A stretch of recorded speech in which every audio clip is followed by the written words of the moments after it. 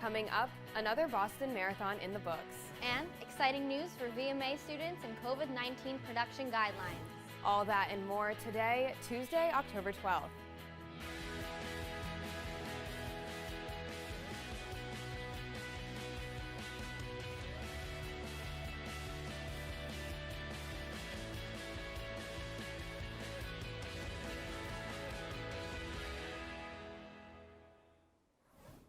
Good morning, Emerson. I'm Caroline Reese. And I'm Danielle Fineza. Happy Tuesday, everyone. Happy Tuesday is right. We have a great show for you this morning. We do. It was quite the long weekend here in Boston. Let's get you updated on what's been happening. The wait for the Boston Marathon ended yesterday.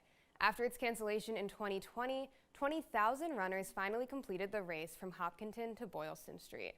Additional runners joined in virtually. For the first time ever, the race was pushed from Patriots' Day in April to Indigenous Peoples' Day. On the men's side, Benson Kipruto won the race in 2 hours and 9 minutes. Diana Kipioke crossed the finish line first for the women in 2 hours and 24 minutes. Other notable racers include Interior Secretary Deb Haaland, Danica Patrick, and former Patriots fullback James Devlin. Next year, the race will be back on Patriots' Day and registration opens in November. The COVID-19 pandemic has not made film production easy on campus in the last year and a half, but Emerson VMA students may now start to see a light at the end of the tunnel. With Emerson students returning to campus this fall with the COVID-19 vaccine, productions are finally beginning to resemble how they operated pre-pandemic. A sense of normalcy is coming back, with the mask guideline now lifted for outdoor shoots and larger production crews. The Visual and Media Arts Department is now allowing 15 cast and crew members to be on set at once, opposed to 8 last year. Director of Production and Safety at Emerson, Lenny Manzo, is still directing production crews to socially distance at 3 feet and wear masks while indoors. A COVID captain is required for all productions that take place on campus. Emerson's chapter of Turning Point USA has been suspended. This comes after the organization distributed stickers that many students felt spread anti-Chinese stereotypes. Turning Point argues these were political criticism, referencing China's government, not its people. Emerson's Chinese Student Association turned to Instagram, denouncing the stickers as, quote, senseless and intolerable. The college opened an investigation into Turning Point to determine potential community standard violations related to bias and privacy. The club will remain suspended from on-campus activities until this investigation closes. A selected group of visual and media arts students joined some of Emerson's faculty and attended the Camden, Maine International Film Festival. The trip marked the first time an Emerson contingent has gone on an in-person festival since the pandemic began in March of 2020. They were immersed in all forms of visual media and got to watch multiple documentaries that were entered. They had the opportunity to meet filmmakers and talk shop with other creators just like them. Lucy Ma, a member of the Emerson class of 2023, described the experience as much more than just a film festival. This trip is much more than just a school trip. It's a platform that encourages people to exchange their perspectives, feelings, thoughts, and dreams. It seems like a wonderful opportunity, and congratulations to those selected to attend this year. You can watch the latest film in the Bright Light series tomorrow. United States vs. Reality Winner tells a true story of state secrets and whistleblowers. It follows NSA contractor Reality Winner, who released a document regarding Russian election interference to the media. A discussion with director Sonia Kennebec and producer Inez Hoffman-Canna will follow. Free tickets will be available starting at noon tomorrow. Thousands of Boston College students, as well as many Emerson students, rallied together this past week at a Women's March. The Women's March took place at Franklin Park Playstead in Dorchester, protesting Supreme Court's rejection of an emergency request to block Texas's abortion ban. The march was organized by the American Civil Liberties Union, the NARAL Pro-Choice Massachusetts, and Planned Parenthood Advocacy Fund of Massachusetts. This march was one of hundreds that took place this past week across the country. Many inspiring speeches were given, and many Emerson students took to pride in standing up to one of the most controversial topics in America right now. Now, let's head over to our politics correspondent, Madison Goldberg. Thank you, Danielle, and good morning. Here's what Emerson students should know about the world of politics this week. Monday was National Coming Out Day, and President Biden spoke on the holiday celebrating the country's progress on LGBTQ+ rights. but also acknowledging the work that still needs to be done. Biden said, quote, "Bullying and harassment, particularly of young transgender Americans and LGBTQ+ people of color, still abounds, diminishing our national character. We must continue to stand together against these acts of hate and stand up to protect the rights, opportunities, physical safety, and mental health of LGBTQ+ people everywhere." Biden spoke regarding the equality bill that is currently working its way through Capitol Hill, which would amend the 1964 Civil Rights Act to include the prohibition of discrimination based on gender identity. And early Monday morning, Aman Khalili, the Afghan interpreter who helped rescue President Biden from a near helicopter crash 13 years ago, successfully left Kabul with his family. The Human First Coalition and the State Department assisted in these efforts. Khalili once helped Biden and then Massachusetts Senator John Kerry safely exit a helicopter that had been forced to land in the mountains of Afghanistan amid a violent snowstorm. Back in August, White House Press Secretary Jen Psaki praised Khalili's work, saying, quote, "Our message to him is thank you for fighting on our side for the last 20 years. Thank you for the role you played in helping a number of my favorite people out of a snowstorm and for all the work you did. And our commitment is enduring, not just to American citizens, but to our Afghan partners who have fought by our side." And Boston's mayoral candidates made a campaign stop in Dorchester on Sunday ahead of their first debate coming up this Wednesday. Dorchester has been identified as a key neighborhood in determining the outcome of the election. One of the majority-minority neighborhoods of Boston, they initially favored Janey, according to WBUR polling. At the event, candidate Anissa Essaibi-George addressed the audience question regarding black-owned businesses, stating that if she was elected, she would spend $100 million of COVID-19 relief funds on assisting black-owned businesses. That's all for politics. Back to you two at the desk. Thank you, Madison. Now, let's head to our Boston news correspondent, Sam DeCoste. Over 900 days, the Boston Marathon is back. Last year's marathon getting canceled due to COVID, and this year's postponed by 6 months. So this year's happening in the fall for the first time ever, but the city of Boston just excited to have Marathon Day back once again. From Hopkinton all the way to Boylston Street, fans taking to the streets along the 26-mile route to celebrate Marathon Monday.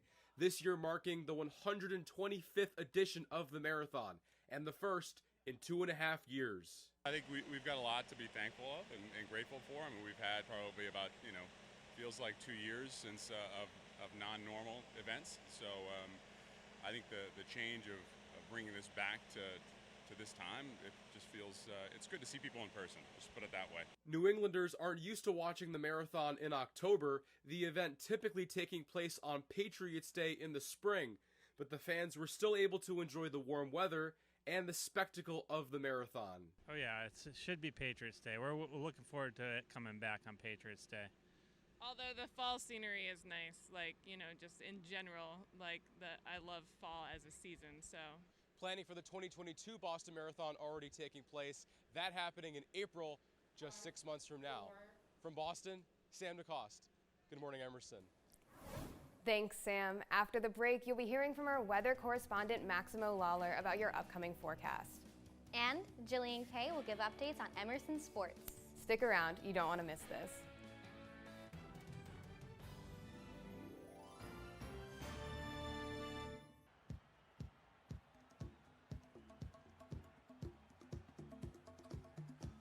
All right, come back in 10 seconds. Ready, camera one. Camera one, get a wide shot of the entire thing, and in 3, 2, 1, take it. Tell them cue. Welcome back to Emerson College. Emerson Camera trails 4, get a shot of the players coming across the court. 10 seconds left. Emerson trails by 1 point. As Camera 2 close upon the person finishes shooting. Thanks, Joe. With 10 seconds left, Emerson is hoping to pull away and score this game. Camera 1, get a close up, follow them over. Emerson trails WPI 10 points. 10 seconds left. Emerson trails by 1 point as the team finishes their timeout. Camera 1, close up on number 33. Thanks, Joe. With 10 seconds left, Emerson is hoping to pull away. Follow the ball, follow the ball.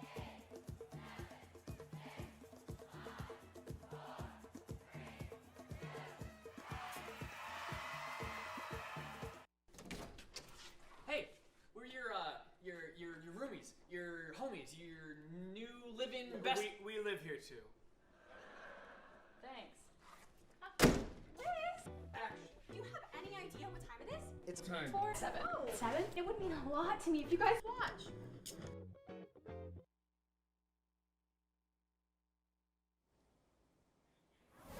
Welcome back, everyone.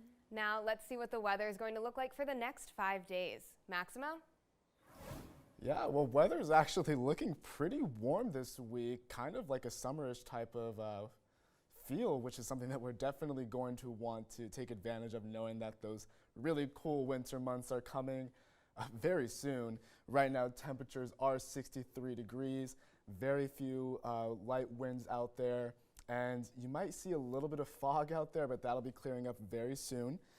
High of today will be 71 degrees with a low of 54 degrees that we may see in those evenings, and it'll be, some clouds out there, but tomorrow and Thursday it'll be sunny for the most part, very few clouds, and similar temperatures for both days. 75s will be the highs, 58 low on Wednesday, 59 low on Thursday, and then on Friday we start to see again pretty similar temperatures. Only really difference is we're going to see a little bit more clouds out there, 74 high and a 59 low, and Saturday is kind of where we get into a little more gloomy-ish type of weather. Cloudy, we got 40% chance of precipitation in Boston, but again, those temperatures are going to be pretty warm. 74 is that high and 59 is that low. That's weather, and I'll be taking advantage of that, and I hope you guys do as well. Yeah, we definitely will be taking advantage of that. I definitely want to get outside and get in all those last fall activities before it's cold. Yeah, I agree. I'm excited for a last good week of warm weather, being that it's middle of October now. Absolutely. I'll probably go out to the common or something, getting some homework done. That'll be what I'll be using that weather for. Well, thank you, Maximo, for that update on weather. I'm looking forward to enjoying it myself. Me too, Caroline. Now let's head over to our sports correspondent, Jillian Kay, who's going to update us on Emerson cross country, soccer, and more. So what exactly is happening in the world of Emerson sports, Jillian? Well, thanks for asking, Danielle. It was a huge weekend for Emerson sports teams, and I'll tell you exactly why. First up, cross country competed in the Runnin' Monks Invitational. The men finished 4th of 5th and were led by junior captain Oliver Glass, who placed 11th. Meanwhile, the women placed 2nd of 6th. Graduate student Lucia Koenig-Zeisler led the Lady Lions to victory, taking home 1st place with a time of 24 minutes and 55 seconds. The Lions will race locally this weekend at the Suffolk Invitational. So head on over to Franklin Park this Saturday to show your support. Saturday may have been great for cross country, but it was bittersweet for Emerson men's soccer. The roster of 28 said goodbye to their 7 seniors. Despite 2 goals from senior forward RJ DeZima and junior defender Phil Hahn, the Lions fell to MIT with a final score of 4-2. The Lions are on the road this week as they face off against Framingham State tonight at 4 p.m. and Clark on Saturday. Have you ever wondered if you can play? Well, Emerson Volleyball and the You Can Play Association say yes. The Lady Lions swept Wentworth in a 3-set match on Friday. To stand in solidarity with the LGBTQ+ community, the Lions wore rainbow colors during warm-ups. Amelia Combs banked 9 kills and 10 digs. Rebecca Polsky added 19 assists, and Parker Cummings recorded 3 blocks. This win breaks their 2-0 losing streak as they look to take down Smith in a conference matchup later this evening. That's all for sports. Danielle and Caroline, back to you. Thank you, Jillian. When we come back, Berk Tanyel will be covering the recent Instagram crash. Stick around. We'll see you soon.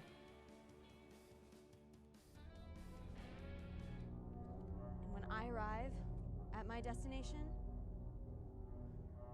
I am gonna kill Bill. What?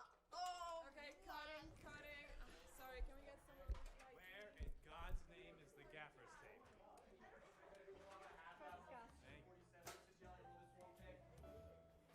Hi, I'm Nate. And I'm Casey, and we're the National Broadcasting Society. Come out to some of our weekly workshops, or work on some of our sets.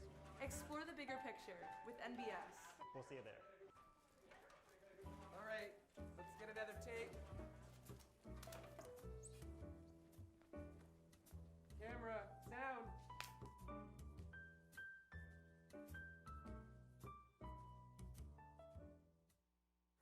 Hi, I'm Mary Welcome Malone, back. Now let's see what Berk Tanyel has to say about Instagram crashing last week. I'm Berk Tanyel from Good Morning Emerson. According to the New York Times, more than 3.5 billion people around the world use Instagram, Facebook, WhatsApp, which reminds me to check my DMs for any potential business inquiries. Down? Deactivated? On October 4th, these major social media platforms went completely down for the day, causing minor inconvenience to us all.